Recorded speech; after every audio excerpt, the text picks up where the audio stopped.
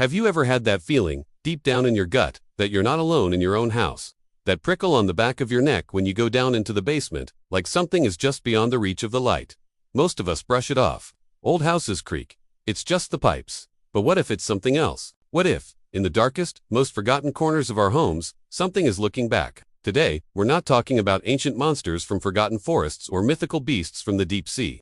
We're diving into a much more personal, much more modern kind of horror.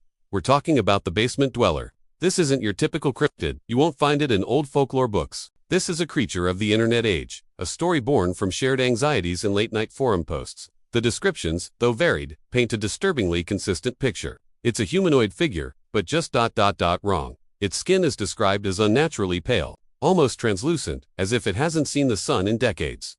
Its limbs are often too long, its joints bending at unsettling angles. It moves with a strange, scuttling gait, always staying low to the ground, clinging to the shadows. Its face is the most terrifying part.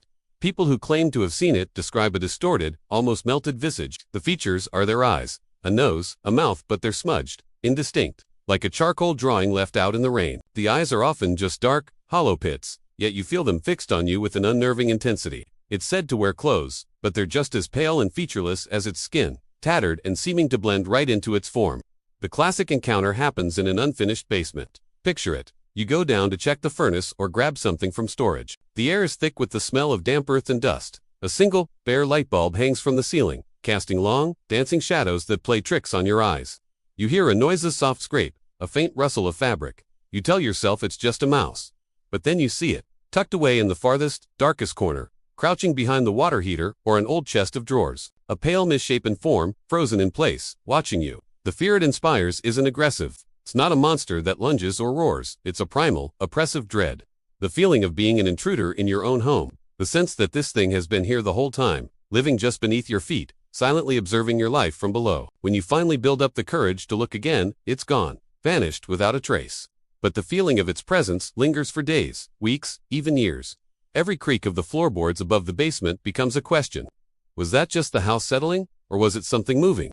So, what is the basement dweller? Some suggest it's a new kind of urban legend, a manifestation of our modern fears about home security and personal space.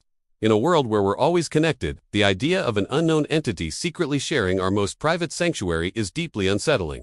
It taps into the fear of the unseen, the idea that no matter how many locks are on your doors, you're never truly safe. Others believe it could be something more tangible, a tulpa, perhaps a thought form brought into existence by collective belief and fear. As more and more people share their stories online, discussing this pale, crouching figure, could they be inadvertently giving it substance, feeding it with their attention and terror?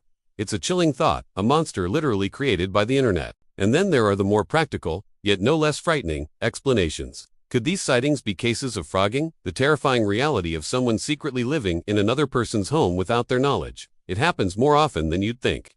Maybe the distorted features are just a trick of the low light and the witness's panicked mind. A desperate, hidden person becomes a monstrous cryptid in the blink of a terrified eye. Whatever its origin, be it psychological, paranormal, or criminal, the story of the basement dweller has taken root in our collective consciousness. It's a monster for our time, a creature not of the wild, but of the home. It reminds us that sometimes, the scariest places aren't in the deep woods or abandoned castles, but right beneath our own 2 feet. So next time you venture into your basement, maybe take an extra moment. Listen to the silence. Look a little closer into those dark corners. You probably won't find anything. But if you do see a pale crouching figure watching you from the shadows, just turn around, walk away, and try your best to forget what you saw. Thanks for watching. If you have your own story or theory about the basement dweller, share it in the comments below.